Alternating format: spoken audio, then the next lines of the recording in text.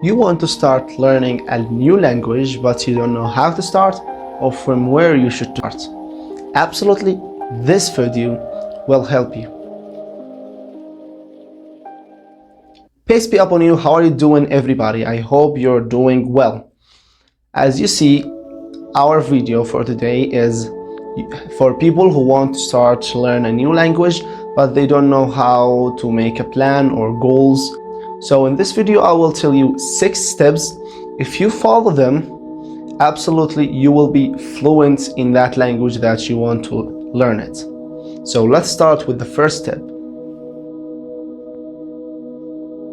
As you see, the first step is to start from the basics. From the basics, but what are the basics? For example, the alphabet. You have to memorize them and to memorize the right pronunciation for each letter. In English, for example, English, in this channel, we have made 3 videos for the alphabet. Why you're gonna say why 3 videos? Because we say we have to know the right pronunciation and the alphabet, of course. And we make it 3 videos to make it easier for you to memorize it and understand all the alphabets. Okay? And also like numbers, months, days. That means all the basics that you have to memorize them and try to use them in your daily routine. Okay? And the second one is learn how to greet somebody. Learn how to greet somebody. For example, in English, we have a lot of greeting. For example, hi, hello, how are you? Or for example, good evening, good morning, good afternoon. Okay, all these we call them greeting. In English, these are in English, but in other languages, I don't know, but you have to memorize them, okay? And also you have to memorize some common expressions. What are expressions? Is a word or a phrase. It's used a lot in the language that you want to learn. For example, in English, we say, I'm on cloud 9. I am on cloud 9. What does it mean? It means I'm very, very happy. Got what are the expressions? Perfect. And that's it about the first step. The second step is to build a strong foundation in grammar. Look, first you have to learn what are the parts of speech. What are the parts of speech? What are they? For example, in English, they are nouns, pronouns, adjectives, adverbs, prepositions, conjunctions, and interjections. And you have to know why we use them and how we should use them. Got the idea? And also, you have to know how to make a sentence. In that language.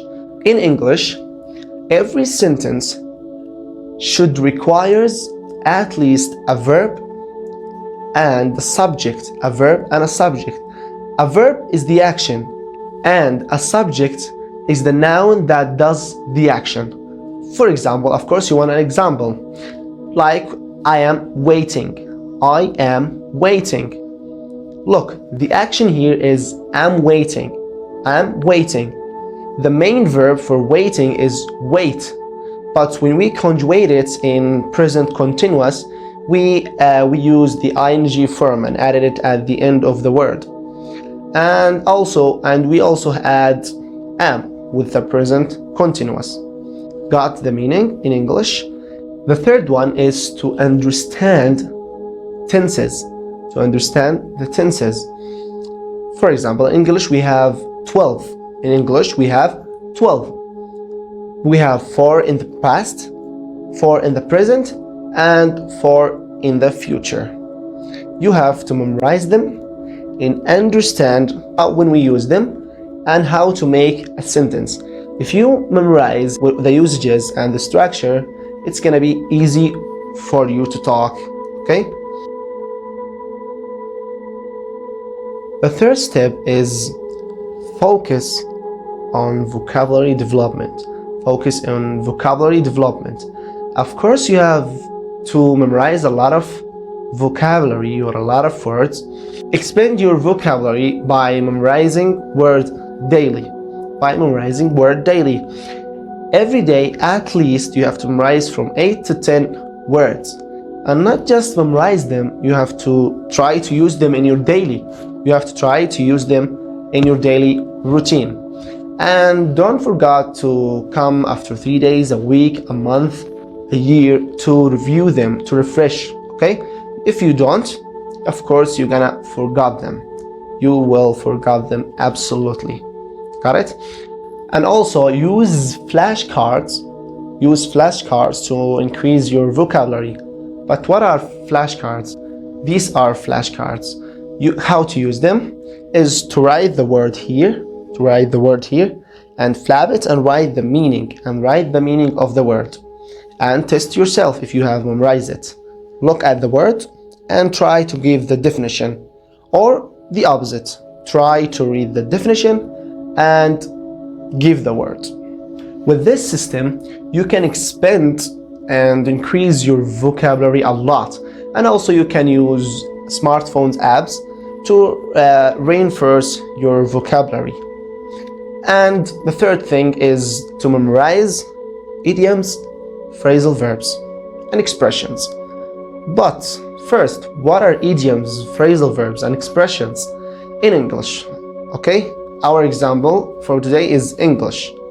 The meaning of idioms, they are a group of words whose meaning is different of the individual words.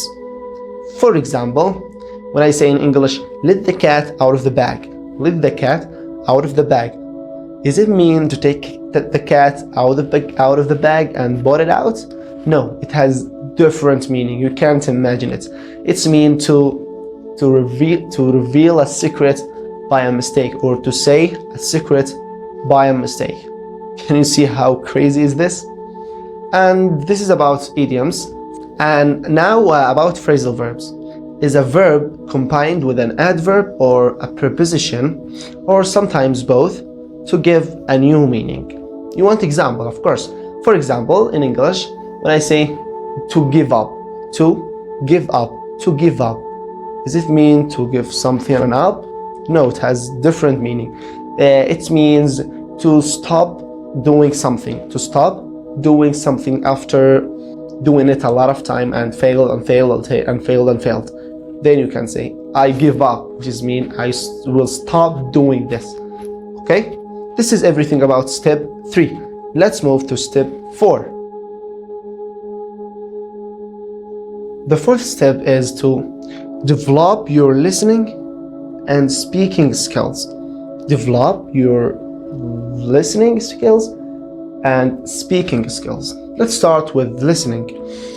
To improve your listening skills, or to develop your listening skills, all what you have to do is to listen to audios like podcasts, songs, or watch movies. Nowadays, it's so easy to find these things. All what you have to do is to go on Google, YouTube, and search, write a podcast about, or a song in that language that you're learning, or a movie with a subtitle or without subtitle. But as a beginner, you have to have a subtitle. Okay? It's so easy, so it doesn't need that much time to talk in it. All what you have to do is to listening to a podcast, and sometimes when you listen, try to speak with him. Absolutely. So you're gonna improve your listening and speaking at the same time. Listen and speak at the same time. Okay? Let's move to speaking. If you want to develop your speaking, all what you have is to engage with conversations with a native speakers or a partner. Nowadays, it's expensive to talk to native speakers, but it's easy to find a partner. Who can talk in that language that you are learning. So all what you have to do is to find a partner and ask him to make questions, and make questions for yourself, and start and ask each other. Okay? This is everything about this step, is to listen to podcasts, songs, and movies, This is about listening, and speaking is to engage with conversations groups. That's it all. You can't find a native speakers, it's expensive nowadays, but you can also find a partner. There is a perfect solution. Let's move to the fifth step. The fifth step is enhance reading and writing abilities. Enhance reading and writing abilities. Let's start with reading. As example, English. Okay, our example for today is English. To enhance your reading, you should start with simple stories and simple articles. But how can I find them? You're gonna say, aren't you gonna say that? All what you have to do is to go on YouTube and write simple stories and got the name of the story and go to Bingwing, what we can call it Bingwing writers. These stories are so amazing and exciting. So you can improve your reading by them. And if you can read with a high voice, you can improve your reading and listening at the same time. So go to Bingwing writers and write the name of the story, and you can get the story and download it as a PDF.